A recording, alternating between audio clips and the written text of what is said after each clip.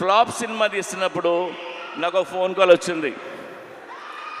పోయిన cinema flop అయింది. ఆ ఫ్లాప్ అయిన 1 వీక్కి ఒక ఆయన ఫోన్ చేశారు నాకు. ఆయన విజయేంద్ర ప్రసాద్ గారు. విజయేంద్ర ప్రసాద్ గారు ఫోన్ చేసి, ఆయన ఎప్పుడు నాకు చేయరు, సడన్గా ఈయన ఫోన్ వస్తుంది అంటే నేను ఎత్తితే ఆయన, సార్ నాకు చిన్న హెల్ప్ చేస్తారా అని అడిగాను. ఆడ కొడుకే రాజమౌళి పెద్ద డైరెక్టర్, నేను ఈయనకి ఏం హెల్ప్ చేయాలరా బాబు అనుకున్నా. చెప్పండి సార్ అన్న, మీరు నెక్స్ట్ సినిమా ఎప్పుడు చేస్తున్నారన్నాడు. సార్ ఇంకా అనుకోలేదు.